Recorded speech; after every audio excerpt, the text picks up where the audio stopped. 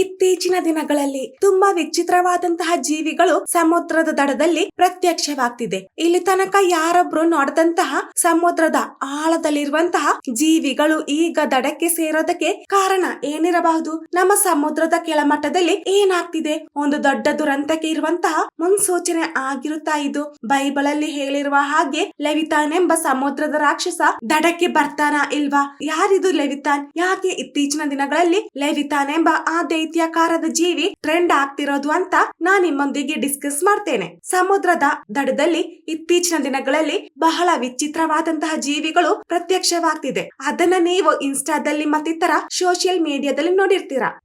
ನೀವು ಯಾರೊಬ್ರು ಇಲ್ಲಿ ತನಕ ಆ ತರಹದ ಜೀವಿಗಳನ್ನ ನೋಡಿರಲ್ಲ. ಸೌತ್ ಓಷನ್ ನ ಸರಿ ಸುಮಾರು 1 ಮೈಲಿ ದೂರದಲ್ಲಿರುವಂತಹ ಹ್ಯಾಂಗ್ಲರ್ ಫಿಶ್ ನ ವಿಡಿಯೋ ನೀವು ನೋಡಿರ್ತೀರಾ. ಆ ಫಿಶ್ ದಡಕ್ಕೆ ಬಂದ ತಕ್ಷಣ ಸತ್ತೋಗಿರುತ್ತೆ. ಆ ವಿಡಿಯೋ ತುಂಬಾ ವೈರಲ್ ಆಗಿತ್ತು. ಇದಾದ ನಂತರ ಡೂಮ್ಸ್ಡೇ ಎಂಬ ಒಂದು ವಿಚಿತ್ರವಾದಂತಹ ಫಿಶ್ ಪುನಃ ಸಮುದ್ರದ ದಡದಲ್ಲಿ ಪ್ರತ್ಯಕ್ಷವಾಗುತ್ತೆ. ಈ ಫಿಶ್ ಸಾಕಷ್ಟು ಮಟ್ಟಿಗೆ ವೈರಲ್ ಆಗಿತ್ತು. ಯಾರೇ ಆದ್ರೂ ಆ ಫಿಶ್ ನ ಆಶ್ಚರ್ಯದಿಂದ ನೋಡ್ತಾರೆ. ಯಾಕೆಂದರೆ ಇಲ್ಲಿ ತನಕ ಆ ತರಹದ ಫಿಶ್ ನ ಯಾರು ನೋಡಿರಲ್ಲ. ಮ್ಯಾಕ್ಸಿಕೋ ಎಂಬ ನಗರದ ಒಂದು ಬೀಚ್ ಸೈಡ್ ಅಲ್ಲಿ ಆ ಫಿಶ್ ಕಂಡು ಬಂದಿದ್ದು. ಆ ಫಿಶ್ ನ ನೋಡೋದಕ್ಕೆ ಸಿಲ್ವರ್ ಬಣ್ಣದ ಹಾವಿನ ರೂಪದಲ್ಲಿರುತ್ತೆ. ಈ ಎಲ್ಲಾ ವಿಡಿಯೋಸ್ ನೋಡಿದಂತಹ ಜನರ ಮನಸ್ಸಲ್ಲಿ ಒಂಥರ ಭಯ ಶುರು ಆಗುತ್ತೆ. ಪ್ರತ್ಯೇಕವಾಗಿ ಜಪಾನಿನ ಜನರಿಗೆ ಆ ಭಯ ಹೆಚ್ಚಿರುತ್ತೆ. ಅದಕ್ಕೆ ಒಂದು ರೀಸನ್ ಇದೆ. ಆ ಡೂಮ್ಸ್ಡೇ ಫಿಶ್ ನ ನೋಡಿದಂತಹ ಜನರು ಆ ಫಿಶ್ ನ ಲೆವಿತಾನ್ ಎಂಬ ಒಂದು ಕ್ರೀಚರ್ಸ್ ಗೆ ಕನೆಕ್ಟ್ ಮಾಡಿರ್ತಾರೆ. ಇದರ ಬಗ್ಗೆ ಹೋಗ್ತಾ ಹೋಗ್ತಾ ನೀಟಾಗಿ ಹೇಳಿಕೊಡ್ತೇನೆ. ಈಗ ನಮ್ಮ ಡೂಮ್ಸ್ಡೇ ಫಿಶ್ ನ ಬಗ್ಗೆ ಕಂಟಿನ್ಯೂ ಮಾಡ್ತೇನೆ. ಲಾಂಗ್ ಬೋನಿ ಫಿಶ್ ಆಗಿರುತ್ತೆ ಆ ಫಿಶ್.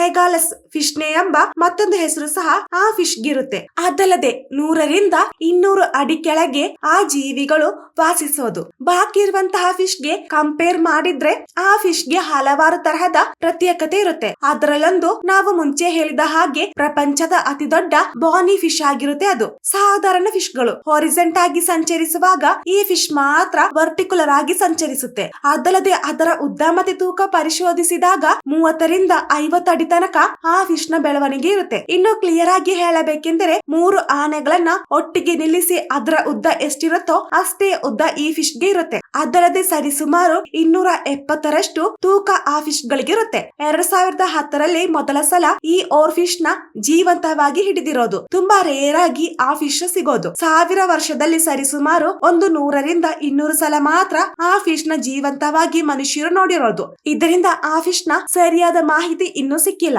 ಕಾಡಿನ ರಾಜನ ಹಾಗೆ ಆ ಫಿಶ್ ಸಮುದ್ರದಲ್ಲಿ ವಾಸಿಸೋದು. ಅದಲ್ಲದೆ ಪುರಾತನ ಕಾಲದಲ್ಲಿ ಅವುಗಳನ್ನ ಸೀ ಸ್ನೇಕ್ ಅಂತ ಸಹ ಕರಿತಾ ಇದ್ರು. ಹಡಗನ್ನ ಸಹ ನುಂಗುವಷ್ಟು ಆ ಫಿಶ್ ಗೆ ತಾಕತ್ತಿತ್ತು.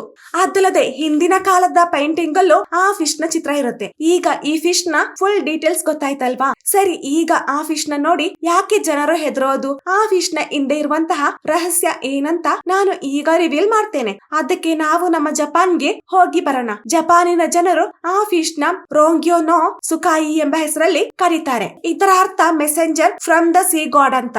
ಸಮುದ್ರದಲ್ಲಿರುವಂತಹ ರಾಜನ ಪ್ಯಾಲೇಸ್ ಇಂದ ಬಂದಂತಹ ಒಂದು ದೂತನೆಂಬ ಅರ್ಥದಲ್ಲಿ ಅದನ್ನ ಜಪಾನಿನ ಜನರು ನೋಡೋದು. ಈಗ ನಿಮಗೆ ಅರ್ಧಂಬರ್ಧ ಗೊತ್ತಾಯ್ತಲ್ವಾ? ಭೂಮಿಯಲ್ಲಿ ಏನಾದರೊಂದು ನಾಶ ಉಂಟಾಗುವ ಸಂದರ್ಭದಲ್ಲಿ ಅದರ ಮುನ್ಸೂಚನೆ ಆಗಿ ಸಮುದ್ರದಿಂದ ಈ ತರಹದ ಫಿಶ್ ಗಳು ದಡಕ್ಕೆ ಬಂದು ಸೇರುತ್ತೆ. ಇದರ ಅರ್ಥ ಅತಿ ಶೀಘ್ರದಲ್ಲೇ ಈ ಭೂಮಿಗೆ ದುರಂತಗಳು ಬರೋದಕ್ಕೆ ಚಾನ್ಸ್ ಇದೆ ಅಂತ. ಇದು ನಿಜಾನ ಅಥವಾ ಆ ತರಹದ ಘಟನೆ ಹಿಂದೆ ನಡೆದಿದ್ಯಾ ಎಂದು ಕೇಳಿದ್ರೆ ಜಪಾನಿನಲ್ಲಿ ಆ ಫಿಶ್ ನ ಬಗ್ಗೆ ಹಲವಾರು ಸ್ಟೋರೀಸ್ ಇದೆ. ಆ ಫಿಶ್ ಬಂದ ನಂತರ ಉಂಟಾಗುವಂತಹ ದುರಂತಗಳ ಬಗ್ಗೆ ಆ ಕಥೆಯಲ್ಲಿ ನೀಟಾಗಿ ಮೆನ್ಷನ್ ಮಾಡಿದ್ದಾರೆ. ಅದಲ್ಲದೆ 2011ರಲ್ಲಿ ಜಪಾನಿನ ಹಲವಾರು ಕಡೆ ಈ ಫಿಶ್ ದಡಕ್ಕೆ ಬಂದು ಸೇರಿರುತ್ತೆ. ಇದಾದ ನಂತರ ಜಪಾನಿನಲ್ಲಿ ಒಂದು ದೊಡ್ಡ ಭೂಕಂಪ ಉಂಟಾಗುತ್ತೆ. ಭೂಕಂಪ ಆಗುವ ಮೊದಲು ಅದರ ಮುನ್ಸೂಚನೆ ಎಂಬ ರೀತಿಯಲ್ಲಿ ಈ ತರಹದ ಜೀವಿಗಳು ದಡಕ್ಕೆ ಬಂದು ಸೇರಿದ್ದು ಎಂಬ ನಂಬಿಕೆ ಜಪಾನಿನ ಜನರಿಗೆ ಈಗ್ಲೂ ಇದೆ. ಈಗ ಆ ಫಿಶ್ ದಡಕ್ಕೆ ಬಂದ ಕಾರಣ ಸಮುದ್ರದ ಕೆಳಗೆ ಏನೋ ಒಂದು ಆಗ್ತಿದೆ ಅಂತ ಜನರ ನಂಬಿಕೆ. ನಮ್ಮ ಭೂಮಿಗೆ ಇದರಿಂದ ಒಂದು ದೊಡ್ಡ ಪ್ರಾಬ್ಲಮ್ ಸಹ ಬರುತ್ತೆ ಎಂಬ ಒಂದು ಭಯ ಜನರಲ್ಲಿರೋದು. ಈ ಫಿಶ್ ದೊಡ್ಡ ಮಟ್ಟದಲ್ಲಿ ದಡಕ್ಕೆ ಬಂದು ಸೇರುವ ಕಾರಣ ಮುಂದೆ ಒಂದು ದೊಡ್ಡ ದುರಂತ ಎದುರಾಗಬಹುದೆಂಬ ಒಂದು ಭಯ ಸಹ ಇದೆ. ಈಗ ನಮ್ಮ ಮೇನ್ ಹೀರೋ ಆದಂತಹ ಲೆವಿತಾನ್ ಬಗ್ಗೆ ಹೇಳ್ತೇನೆ. ಈಗಾಗಲೇ ಇನ್ಸ್ಟಾಗ್ರಾಮ್ ಅಲ್ಲಿ ಆ ಲೆವಿತಾನ್ ಬಗ್ಗೆ different kind of story video viral ಆಗ್ತಿದೆ. ಲೆವಿತಾನ್ ಎಂಬ ಆ ಸೀ ಮಾನ್ಸ್ಟರ್ ಈ ಭೂಮಿಗೆ ಬರ್ತಾ ಇದ್ದಾನೆ, ನಮ್ಮ ಕತೆ ಮುಗೀತು ಎಂಬ ತರದಲ್ಲಿ ಆ ವಿಡಿಯೋಸ್ ವೈರಲ್ ಆಗ್ತಿರೋದು. ಪ್ರಪಂಚದ ಅಂತ್ಯಕ್ಕಿರುವಂತಹ ಮುನ್ಸೂಚನೆ ಈ ಲೆವಿತಾನ್ ಎಂದು ಹೇಳ್ತಾ ಬರ್ತಾ ಇದ್ದಾರೆ. ಇದು ನಿಜಾನ ಇಲ್ವಾ ಎಂದು ಎಂದು ಅದರ ಬಗ್ಗೆ ಸರ್ಚ್ ಮಾಡಿ ನೋಡಿದಾಗ ಕ್ರಿಶ್ಚಿಯನ್ ಮಿಥಾಲಜಿಯಲ್ಲಿ ಈ ತರಹದ ಒಂದು ಸಾರಾಂಶ ಇದೆ. ನಮ್ಮ ಲೆವಿಥಾನ್ ಬಗ್ಗೆ ಡೀಟೇಲ್ಸ್ ಅದರಲ್ಲಿರೋದು. ಜಾಯ್ಸ್ ಮಿಥಾಲಜಿಯಲ್ಲೂ ಅದರ ಬಗ್ಗೆ ಸಾರಾಂಶ ಇದೆ. ಇನ್ನು ಹಿಂದೆ ನೋಡಿದ್ರೆ ಮೆಸೊಪಟೋಮಿಯಂ ಸಿವಿಲೈಸೇಷನ್ ಭಾಗವಾಗಿ ಆ ಮಿಥಿಲೇಷನ್ ಅಲ್ಲಿ ಆ ಕ್ರೀಚರ್ಸ್ ನ ಬಗ್ಗೆ ನೀಟಾಗಿ ಬರೆದಿದ್ದಾರೆ. ಹಿಬ್ರೋ ಬೈಬಲ್ ಮತ್ತೆ ಜಾಯ್ಸ್ ಗ್ರಂಥದಲ್ಲಿ ಲೆವಿಥಾನ್ ಬಗ್ಗೆ ಬರೆದಿರೋದನ್ನ ನಮಗೆ ನೋಡಿ ಬರೋಣ.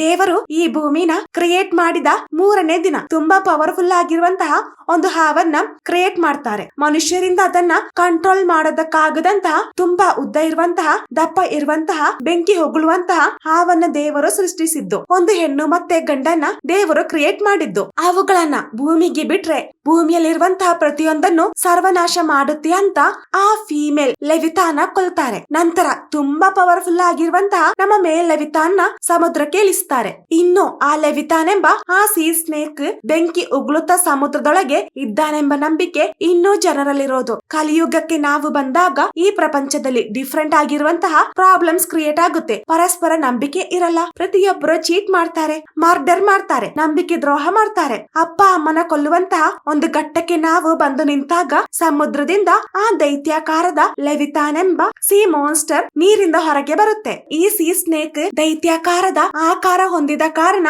ಅದರ ಒಂದೊಂದು ಮೂಮೆಂಟ್ ಸಹ ನಮ್ಮ ಭೂಮಿಯನ್ನ ಸರ್ವನಾಶ ಮಾಡುತ್ತೆ. ಈ ತರಹದ ಸಂದರ್ಭದಲ್ಲಿ ದೇವರ ಮೇಲೆ ನಂಬಿಕೆ ಇರುವಂತಹ ಜನರು ಪ್ರಾರ್ಥಿಸೋದಕ್ಕೆ ಶುರು ಮಾಡ್ತಾರೆ. ಆ ಸಂದರ್ಭದಲ್ಲಿ ದೇವರು ಭೂಮಿಗೆ ಬಂದು ಆ ದೈತ್ಯಾಕಾರದ ಲೆವಿಥಾನ್ ನ ಖಡ್ಗದಿಂದ ಕೊಂದಾಕ್ತಾರೆ. ಅಷ್ಟರಲ್ಲಿ ಈ ಪ್ರಪಂಚದಲ್ಲಿರುವಂತಹ ಕೆಟ್ಟ ವ್ಯಕ್ತಿಗಳು ಸತ್ತು ಹೋಗಿ ಒಳ್ಳೆ ವ್ಯಕ್ತಿಗಳು ಮಾತ್ರ ಬಾಕಿ ಇರ್ತಾರೆ. ಒಳ್ಳೆ ಜನರು ದೇವರ ಜೊತೆ ಒಟ್ಟಿಗೆ ಊಟ ಮಾಡೋದಕ್ಕೆ ಶುರು ಮಾಡ್ತಾರೆ. ಆ ಸಮಯ ಅವರಿಗೆ ಆ ಲೆವಿಥಾನ್ ನ ಮಾಂಸ ರೆಡಿ ಮಾಡಿ ಕೊಡ್ತಾರೆ. ಜೊತೆಗೆ ಅದರ ಚರ್ಮ ಉಪಯೋಗಿಸಿ ಒಂದು ದೊಡ್ಡ ಟೆಂಟ್ ನ ರೆಡಿ ಮಾಡಿ ಅದರ ಕೆಳಗೆ ಊಟ ರೆಡಿ ಮಾಡಿ ಕೊಡ್ತಾರೆ. ಈ ಭೂಮಿಯಲ್ಲಿರುವಂತಹ ಕೆಟ್ಟ ಜನ ಸತ್ತು ಹೋದ ಕಾರಣ ಇಡೀ ಪ್ರಪಂಚ ಸ್ವರ್ಗ ಆಗುತ್ತೆ ಎಂಬ ಒಂದು ಸಾರಾಂಶ ಜಾಯ್ಸ್ ಗ್ರಂಥದಲ್ಲಿರೋದು. ಇನ್ನು ಬೈಬಲ್ ಅಲ್ಲಿ ನೋಡೋದಾಗಿದ್ರೆ ಆ ಲೆವಿಥಾನ ಪಿಶಾಚಿ ಅಂತ ಕನ್ವೆ ಮಾಡಿರ್ತಾರೆ. ಪಿಶಾಚಿಯ ಸೀ ಸ್ನೇಕ್ ಅಂತ ಲೆವಿಥಾನ ಕರೀತಾರೆ. ಅದಲ್ಲದೆ ಮನುಷ್ಯರ ಆಯುಧದಿಂದ ಆ ಸೀ ಸ್ನೇಕ್ ನ ಕೊಲ್ಲೋದಕ್ಕೆ ಆಗಲ್ಲ ಅಂತ ಬೈಬಲ್ ಅಲ್ಲಿ ಇದೆ.